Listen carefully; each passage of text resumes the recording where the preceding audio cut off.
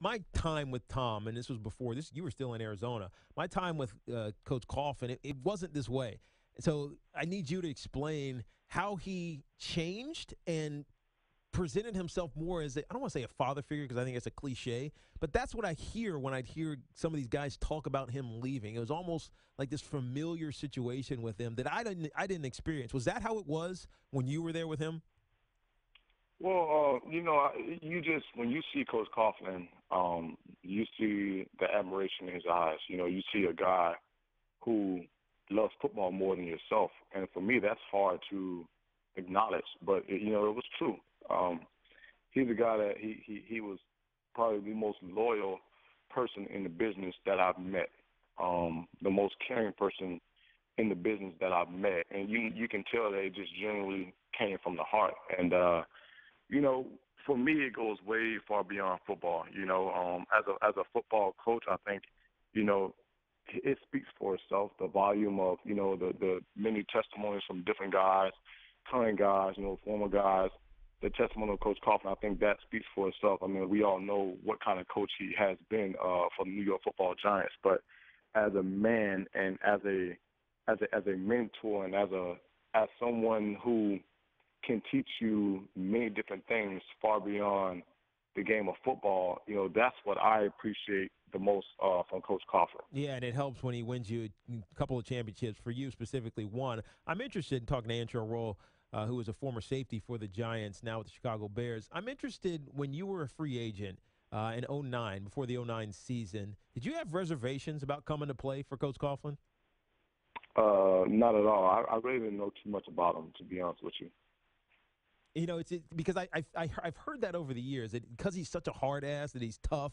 Did players welcome that or do they resist that these days? I mean, it's different now in 2015 than it was back in the early '90s and early 2000s. But do they embrace that or do they resist that?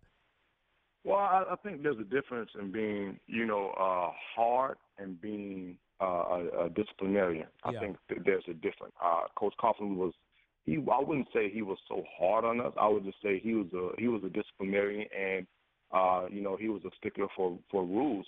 He wanted everyone to be on the same page and follow the same guidelines. But as far as being hard, I wouldn't necessarily say he was a hard coach. Yeah, can you put that into perspective how it translates onto the field? Because that's what I remember, the attention to details, right? It's be right on time, worry about this little part of your game. It's going to make the totality of your game better, but those things matter on the field.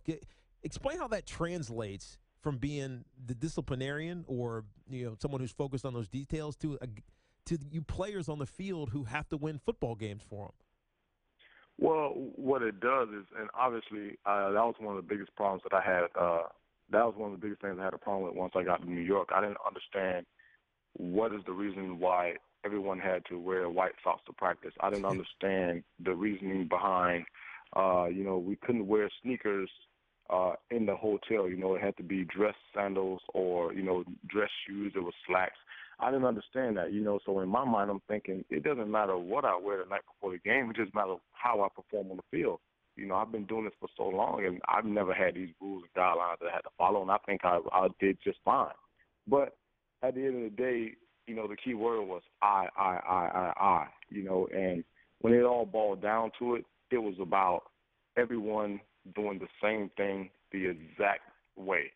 And you really don't really understand that as you're going through the process, but Mm-hmm. when you have to face a team as New England Patriots in a Super Bowl where everyone has to be on the same accord, that's when it hits you. Okay, coach, I got it. Yeah. I understand.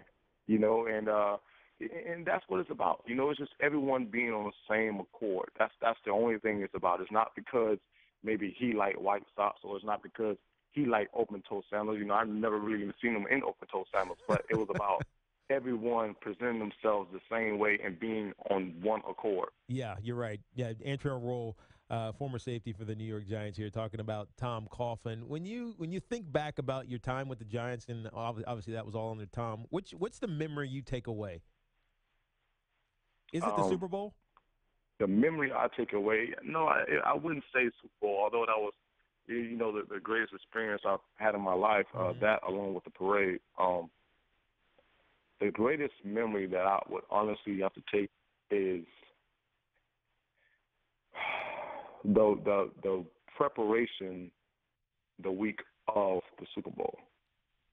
How so? What happened? I think that was the most phenomenal and fastest practices I've ever been a part of in 11 years I've been playing ball. And when I say we had our plate full, Coach Perry Fuel had a play call sheet that was normally, loaded on the front side, but because we were playing New England Patriots, and he was loaded on the front side and the back side. And as players, we weren't missing a beat. As practice squad players, they weren't missing a beat. It was just phenomenal practice. I was just amazed at, how everyone was out there 15 minutes before practice, and we were ready to go. We were locked and loaded, and I think Coach saw that. He saw that in us, and the way we were practicing, it was the fastest we've ever moved all year long.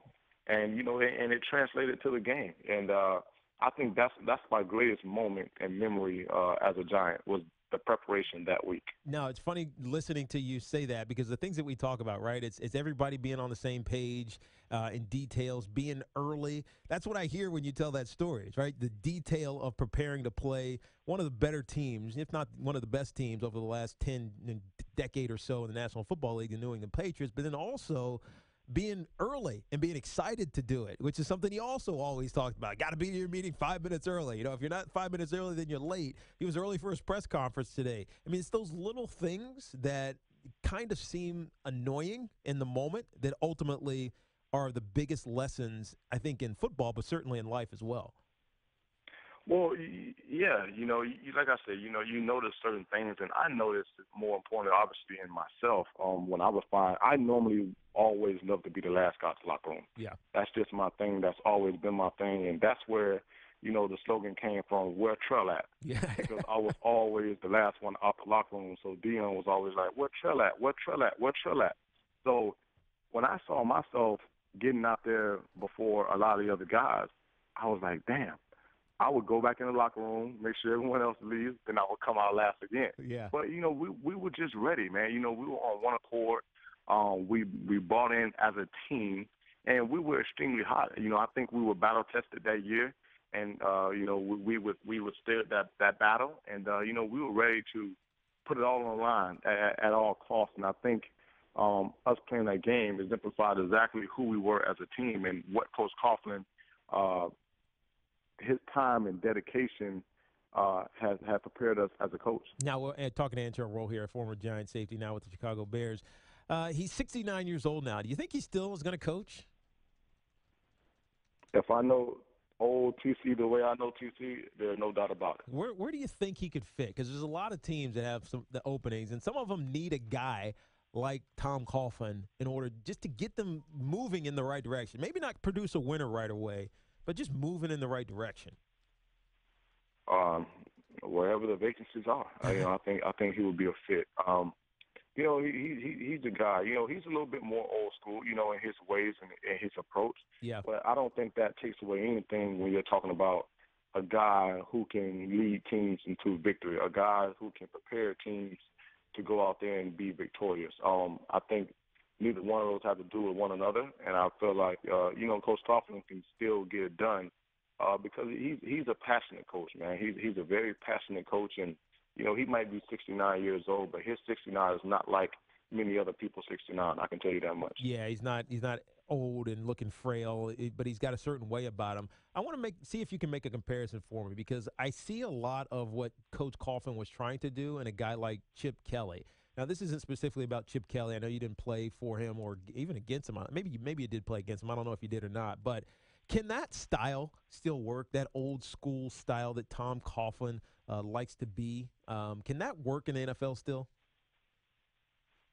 No disrespect to Chip Kelly or anything, but, I would hear, how it was over there with Chip Kelly, from other players and players around the league. And I don't think that you can really compare the two. I think their styles and their demeanor and, their ways of doing things are completely different. Yeah. But that's obviously just from what I've been told. And yeah, no, you wonder because you want to draw the parallels, but obviously, you have to be cognizant of the differences of the two individuals. Last thing for you, Antrel, Tom Coughlin definitely goes into the Hall of Fame in my mind. I think in your mind too. You would agree? Absolutely. Yeah, I would agree. Antrel Rolle, appreciate you joining me this morning. Good luck. Are you playing next year, by the way? I know you finished the season on IR. No doubt about it. You were No banged doubt up. about You it. got to go out on your own terms, right? Oh, absolutely, man.